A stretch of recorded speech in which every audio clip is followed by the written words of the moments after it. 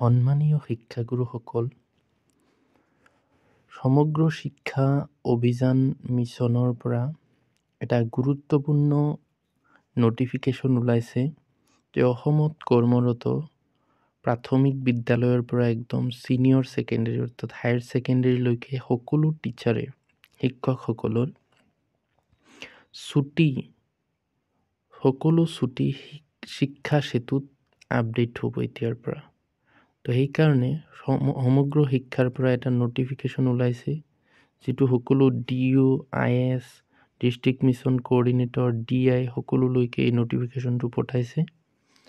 তাৰ ছাবজেক্টটো কি লিখিছে চাওক, data entry of admissible leave for sanctioning of leave in Shiksha Setu. তো শিক্ষা সেতুৰ পৰা লিভ চেংচন কৰাৰ কাৰণে সকলোবিলাক ডাটা এণ্ট্ৰি কৰিব কৈছে শিক্ষা সেতুত। তাতে লিখিছে, with reference to the subject cited, it is to inform you that leave management system has been incorporated in the Shiksha Setu for all teachers. তাৰমানে শিক্ষকসকলৰ লিভ অৰ্থাৎ ছুটি সম্পৰ্কীয় যিটো ছিষ্টেম, এইটো শিক্ষা সেতুৰ লগত যিহেতু জড়িত কৰি পেলাইছে। নাও ফৰ চেংচনিং দ্য লিভ, গতিকে এতিয়াৰ পৰা লিভ চেংচন কৰিবলৈ হ'লে the admissible leave as on day of entry need to be uploaded in the Shiksha Setu portal against the individual teachers. গতিকে সকলো ধৰণৰ ছুটিৰ কাৰণে শিক্ষা সেতু পৰ্টেলত প্ৰত্যেকজন শিক্ষকে কি কৰিব লাগিব, এপ্লাই কৰিব লাগিব, অৰ্থাৎ এই লিভৰ যিটো সেইটো আপলোড কৰিব লাগিব। লিভ চেংচন হোৱাৰ যিটো copy, the data entry of admissible leave for different teachers should be done at the following level. আৰু এই ডাটা এণ্ট্ৰিবিলাক বিভিন্ন শিক্ষকৰ ক্ষেত্ৰত কোনে কোনে কৰিব সেইটো দি দিছে, যে লোৱাৰ primary school up to class 5 প্ৰাথমিক বিদ্যালয়ৰ ক্ষেত্ৰত DI অফ স্কুল, DI কি কৰিব, এই ডাটা এণ্ট্ৰিবিলাক কৰিব, যে প্ৰত্যেকজন টিচাৰৰ কিমান দিন কোনবিলাক ছুটি লৈছে, CCL লৈছে না।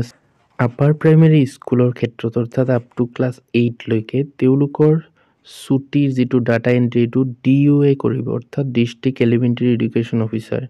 আৰু ছেকেণ্ডেৰী আৰু ছিনিয়ৰ ছেকেণ্ডেৰী স্কুলছ অৰ্থাৎ মাধ্যমিক আৰু উচ্চ মাধ্যমিক এই বিদ্যালয়বিলাকৰ কাৰণে ডাটা এণ্ট্ৰিৰ ৰেছপঞ্চিবিলিটি হ'ব ISৰ, ইনস্পেক্টৰ অফ স্কুলছ। আৰু গভট ছিনিয়ৰ ছেকেণ্ডেৰী স্কুল যিবিলাক আছে তাৰ ৰেছপঞ্চিবিলিটি হ'ব ডাইৰেক্টৰ অফ ছেকেণ্ডেৰী এডুকেশ্যন।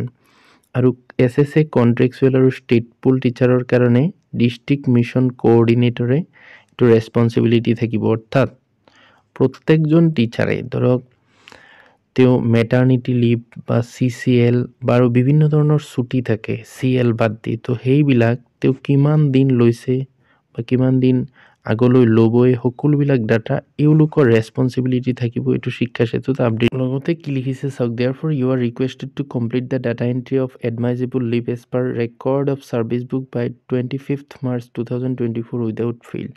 আৰু এওঁলোকক আকৌ ৰিকুৱেষ্ট কৰিছে যাতে এই টিচাৰসকলৰ যিবিলাক লিভ আছে তাৰ আগত যিবিলাক লিভ লৈছে সেইবিলাকৰ ডাটা এণ্ট্ৰি যাতে ছাৰ্ভিচ বুকৰ পৰা চাই 25 মাৰ্চৰ ভিতৰত কৰে, তাৰ কাৰণে এইটো নটিচ দিছে SSAৰ ফালৰ পৰা। এনেকুৱা ধৰণৰ গুৰুত্বপূৰ্ণ ইনফৰমেশ্যনবোৰ পাই থাকিবলৈ মোৰ চেনেলটো ছাবস্ক্ৰাইব কৰি থ'ব। Thank U.